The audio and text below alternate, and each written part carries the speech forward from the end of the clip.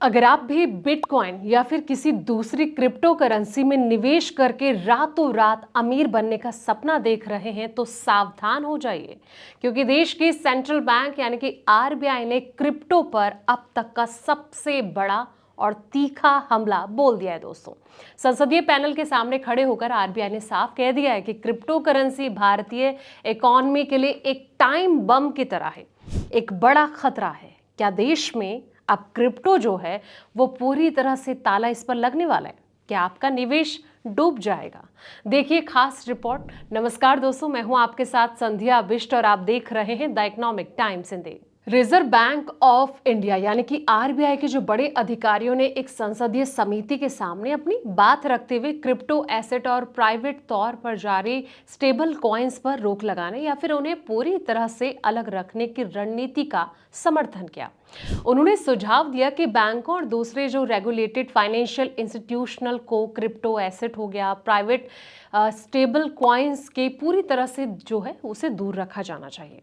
RBI के deputy governor Rohit Jain और साथ ही एग्जीक्यूटिव डायरेक्टर पी वासुदेवन ने सेंट्रल बैंक की ओर से बीजेपी सांसद भृतहरि मेहताब की अध्यक्षता वाली संसदीय स्थायी समिति यानी कि फाइनेंस के सामने अपनी बात रखी।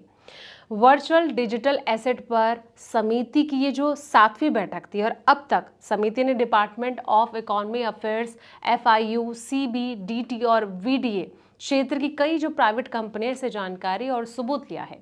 तहबाग का ये कहना है कि हम जल्द ही इस पर रिपोर्ट लाने वाले हैं।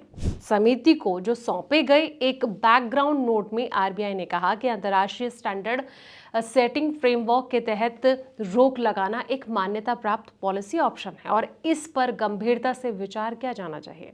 आरबीआई ने कहा दोस्तों कि रोक की और सुझाव वाली एक नपी तुली रणनीति फाइनेंशियल सिस्टम को सुरक्षित रखने में मदद करेगी। इससे पेमेंट और सेटलमेंट में क्रिप्टो के इस्तेमाल को रोका जा सकेगा, बैंकिंग सेक्टर के एक्सपोजर को सीमित किया जा सकेगा और सिस्टम से जुड़े जो रिस्क हैं इसको कम किया जा सकेगा। सेंट्रल बैंक ने चेतावनी दी है कि क्रिप्टो एसेट के लिए पारंपरिक रेगुलेटरी नियम लागू करने से अनजाने में जो ऐसे सट्टे बेस्ड प्रोडक्ट हैं इनको मान्यता मिल सकती है जिनका कोई आर्थिक फायदा नहीं है। और उनका ये भी कहना है कि इस तरह के जो नज़रिए हैं इससे यूजर्स के मन में सुरक्षा का गलत भ्रम पैदा हो सकता है, जबकि बैंकिंग सेक्टर का क्रिप्टो एसेट से जुड़ाव औपचारिक रूप से बढ़ जाएगा। और इसलिए उनका ये सुझाव है कि बैंकों और रेगुलेटेड फाइनेंशियल जो इंस्टीट्यूशनल हैं इसको क्रिप्टो एसेट या फिर प्राइवेट स्टेबल कॉइन को रखने, ट्रेड करने या फिर उनसे जुड़ाव रखने की इजाज़त नहीं दी जानी चाहिए। उनका तर्क है कि फाइनेंशियल सिस्टम को संभावित बड़े जोखिम यानी कि रिस्क से बचाने के लिए ऐसे कदम बहुत ज़रूरी हैं। आरबीआई ने उस आम दावे को भी चुनौती दी है दोस्तों कि भारत दुनिया में क्रिप्टो अपनाने वाले सबसे बड़ा देश है और उसका ये कहना है कि प्राइवेट ब्लॉकचेन एनालिस्ट का आधारित रैंकिंग तरीके के लिहाज से जो है वो गलत है और ज़्यादा आबादी वाले देशों में क्रिप्टो अपनाने वालों की जो संख्या है इसको बढ़ा चढ़ा कर दिखाती है। नोट में दिए गए डेटा के अनुसार भारत में अभी 54 से एफआईयू यानी कि रजिस्टर्ड क्रिप्टो सर्विसेज प्रोवाइड हैं, जबकि 3.93 करोड़ केवाईसी वेरीफाइड यूजर्स के पास लगभग 20,436.59 करोड़ रुपए की क्रिप्टो एसेट है। हो सकता है कि यह नुकसान हो।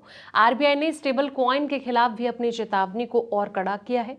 उनका ये कहना है कि अगर इसे बड़े पैमाने पर अपनाया जाता है तो इससे भारत की जो मॉनेटरी सॉवरेनिटी को नुकसान पहुंच सकता है और साथ ही मॉनेटरी पॉलिसी की जो असर है इसको कमजोर किया जा सकता है।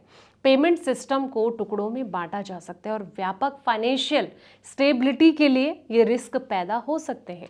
बीआईएस की सालाना आर्थिक रिपोर्ट का हवाला देते हुए ये कहा गया है कि मौजूदा स्टेबल कॉइन डिज चार्ज इन पैसे की बुनियादी खूबियों पर खरे नहीं उतर पाए हैं। लेकिन सवाल ये कि जिस तरीके से आरबीआई के जो ये कड़ा रुख है क्रिप्टो को लेकर, ऐसे में देखना ये होगा कि जिन निवेशकों ने इस पर पैसा लगाया है, जब पैसा लगाने की सोच रहे हैं, जो मोटा मुनाफा कमाने की सोचते हैं, अब उन निवेशकों का क्या होगा कि अगर इस पर पूरी तरीके से रोक लगती है।